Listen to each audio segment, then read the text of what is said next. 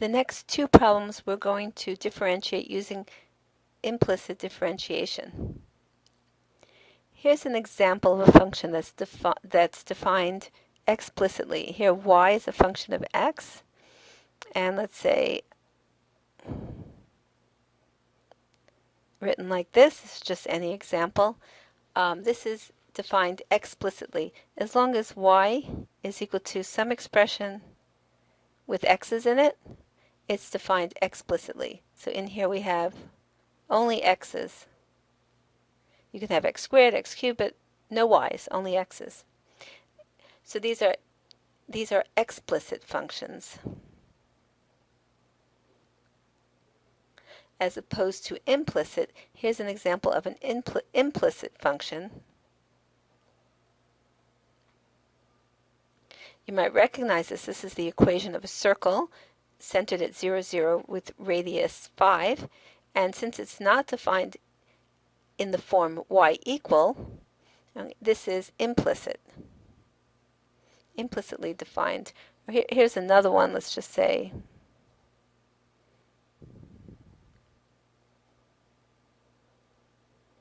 okay, these are both implicit.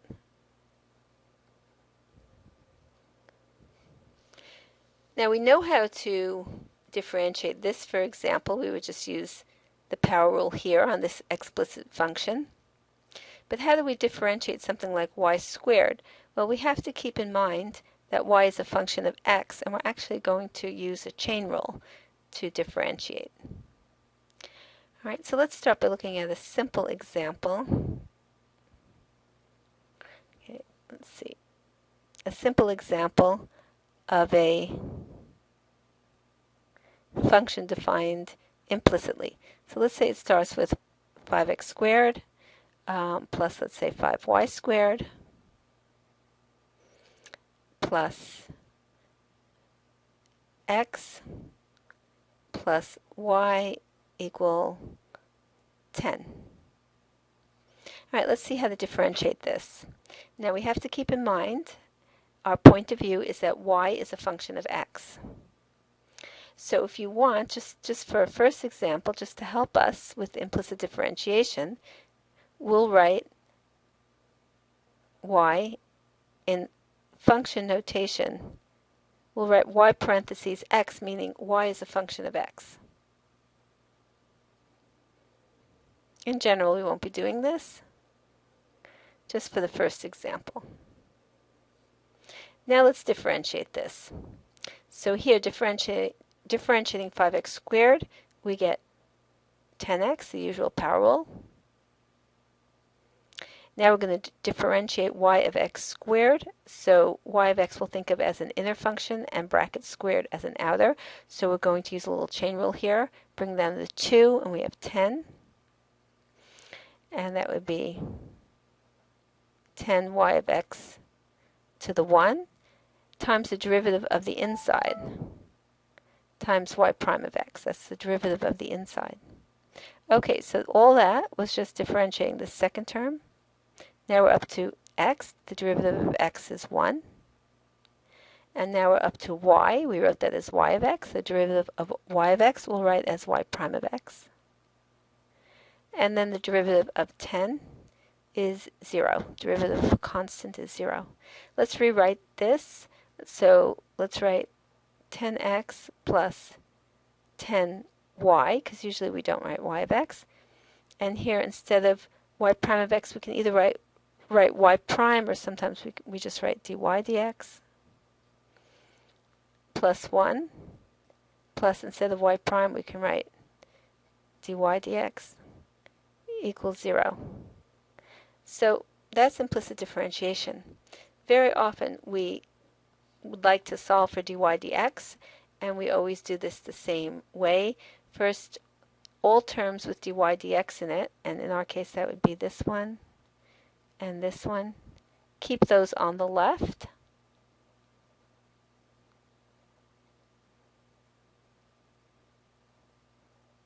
So this step I call rearranging. Everything without dy dx in it, that would be this one. And this one, bring it to the right. So that would be minus 10x minus 1. The next to last step is factoring out the dy dx.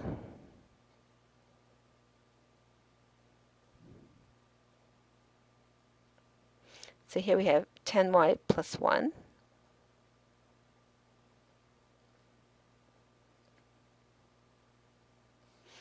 And the last step is dividing by, oh, sorry, this is a product over here. We factored out dy dx, so it's multiplying the set of parentheses. Last step is dividing out by whatever is multiplying dy dx. So that would be divide out by 10y plus 1 on both sides. All right, so we're going to divide by that.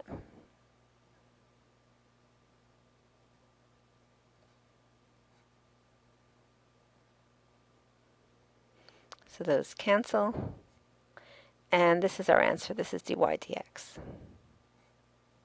Notice dy dx contains both x's and y's.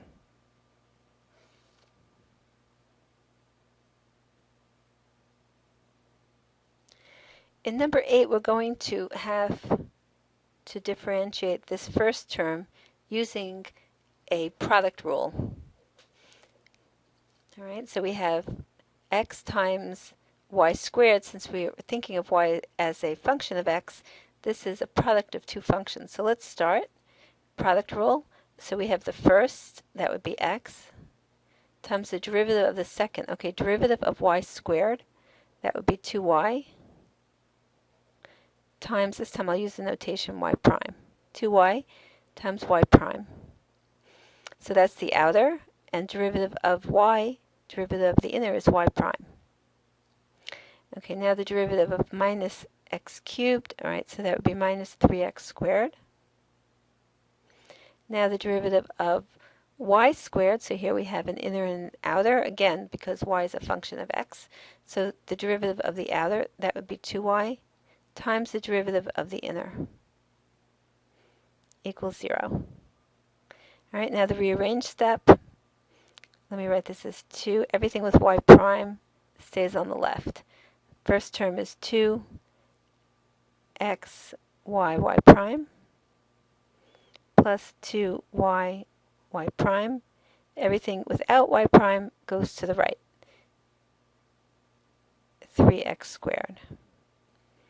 Okay, next, second to last step, factor out the y prime. So here we have 2xy plus 2y is equal to 3x squared. And now divide both sides by whatever is multiplying y prime. That's the last step.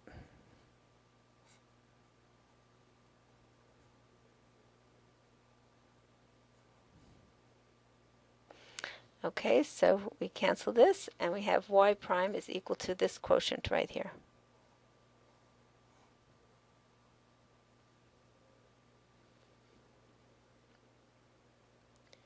Okay, let's do number 9. Okay, the derivative of y, that would be y prime. Derivative of y squared, the outer is 2y times the derivative of the inner, which is y prime, minus 2. Okay, here we have to be careful. Right in parentheses here, we're going to do the derivative of xy. And I'm using parentheses because I want to make sure I get my signs right. To do the derivative of xy, we have a product rule. X is the first, y is the second. So the first, that's x, times the derivative of the second. Derivative of y is y prime. That's the first times the derivative of the second, plus the derivative of the first, well, that's just derivative of x is 1, times the second. Okay, so that was the derivative of what I circled. And now the derivative of x cubed, that's plus 3x squared, equal derivative of 3 is 0. Now open up these brackets, be careful with signs. So we have y prime plus 2y y prime minus 2x y prime minus 2y plus 3x squared equals 0. Okay, keep everything with y prime on the left.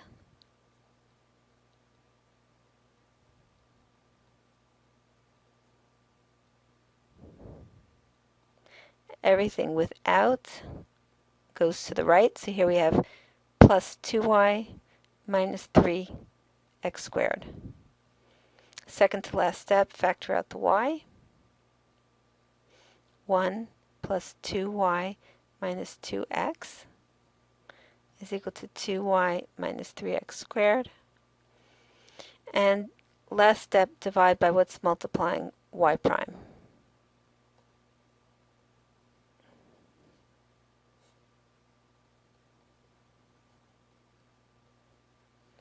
Okay, so just cancel that, and that would be y prime. Number 10 says, differentiate the circle x squared plus y squared minus 4x minus 6y equal 12 implicitly and find the 2 points where the tangent line is horizontal. Well, let me just recall what we did in pre-calculus. All right, here if we had a circle written in this form, we were able to complete the square in x and complete the square in y and write it in standard form. And in this particular example, if we do that, we get x minus 2 squared plus y minus 3 squared is equal to 25. So we don't have to do this completing the square for this example. I'm only doing that so that we can understand what we're working with. We're working with this equation, which is a circle with center 2, 3, and radius the square root of 25, radius 5. So it looks something like this. The center, let's see, 2, 3, right here. And radius 5, here with 3 up, if we count up another 5. Okay. That would be a point on the circle. If we count down 5, that would be a point on the circle. And let's try to draw this circle something like this.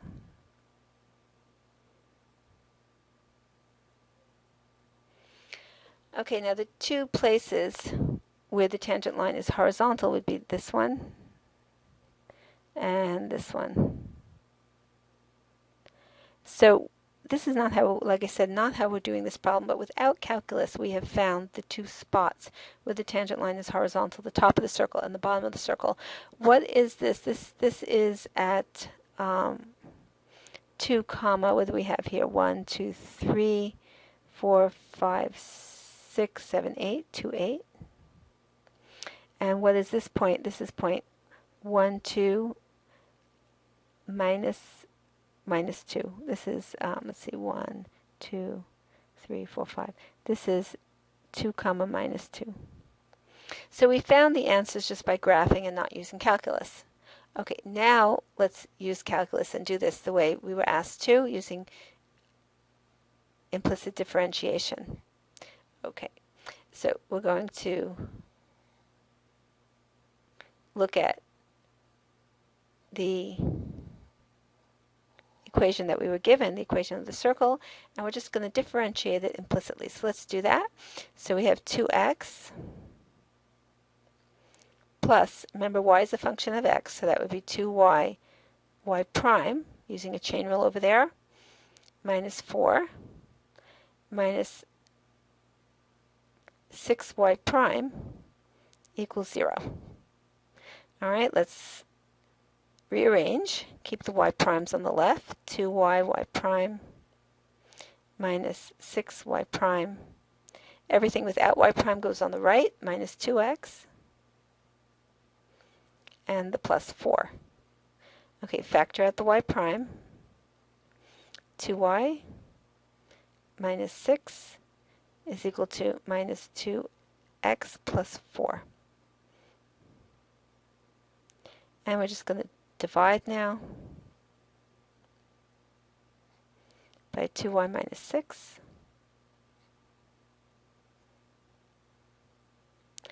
And we have that this is what y prime is equal to. Now, in order to determine where the tangent line is horizontal, we want to know where does y prime equal to 0? Well, we have a fraction, and a fraction is 0 when the numerator is 0, so let's just set that numerator equal to 0. That minus 2x plus 4.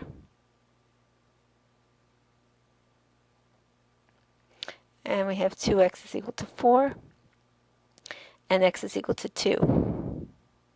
So that's what we found. You see, x is 2 for both our points. How do we get the y values, the 8 and the minus 2? Well, we'll go back to the original, substitute in 2. Okay, so there's our original. Let's substitute in 2. That's x squared plus y squared. Let me rewrite it. X squared plus y squared minus 4x minus 6y equal 12. So this is, in order to figure out what y is, we're just going to substitute the 2 here and here. So what do we have? We have 2 squared plus y squared minus 4 times 2 minus 8 minus 6y equal 12. All right, this is 4 plus y squared minus 6y. I'm just reorganizing. Minus 8 equal to 12. Let's set this equal to 0. Let's combine the 4, the minus 8, and subtract the 12.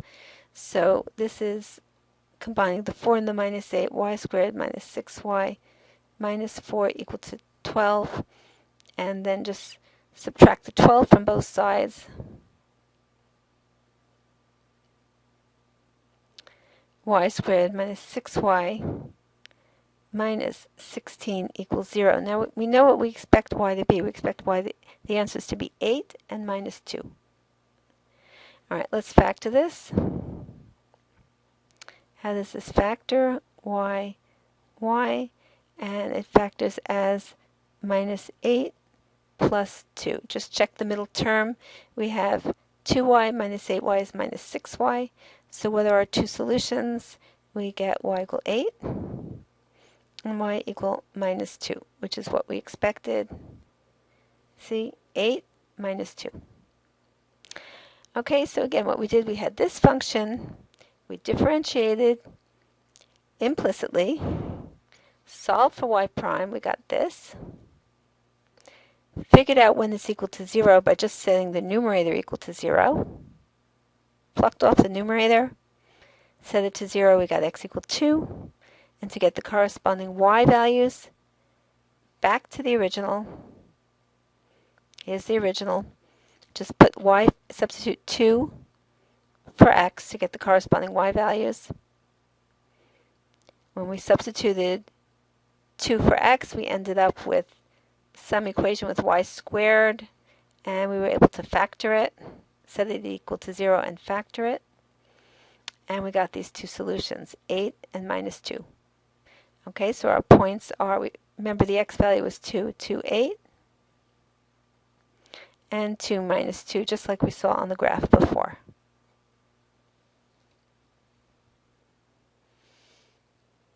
Number 11 is really an introduction to the next topic that we'll be covering, which is called related rates. So in that section, we'll be differentiating little formulas, like here, this is the formula of the volume of a sphere. We'll be differentiating little formulas, and we will assume that the variables in these formulas are functions of t, where t is time. All right, so here, we don't see a t in here, but we're going to assume that this v over here could be thought of, although we won't write it like that, but it could be thought of as v of t. And that this r over here could be thought of as r of t. All right, so what we're doing now is we're going to just differentiate right here.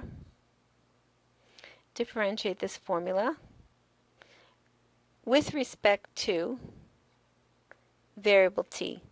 In other words, think of v as a function of t and think of r as a function of t when we differentiate, even though t does not appear in the formula at all. So when we differentiate v, we're going to write, we could write v prime of t, but instead we're going to just write dv dt. That will be derivative of v with respect to t. Okay, 4/3 is a constant. So is pi, so that just sits in front. And now we're differentiating r cubed. Bring the 3 down, we're going to do a power rule, 3 r squared. And remember, r is a function of t, so here we have dr dt popping out. Okay, let's just write this a little more compactly because these 3's cancel. So let me write dv dt is equal to 4 pi r squared dr dt. All right, so we differentiated this formula with respect to t. And in part B, we're just going to fill in some values that are given and calculate dv dt at those particular values. So this says assume that dr dt is equal to 10 when r is equal to 5. Find dv dt when r is equal to 5. So here's a formula for dv dt. It has an r in it and it has a dr dt in it. So we're told, first of all, r, substitute in 5 for r, we're told that. And we're also told that when r is equal to 5, dr dt is equal to 10. So all we do is substitute in. That's all we have to do here. Just sub in the values that were given. And dv dt is equal to 4 pi 5 squared times 10. All right, so that would be 4 pi 25 times 10. Okay, just multiply this all out, and we have 100 times 10, so that's equal to 1,000 pi.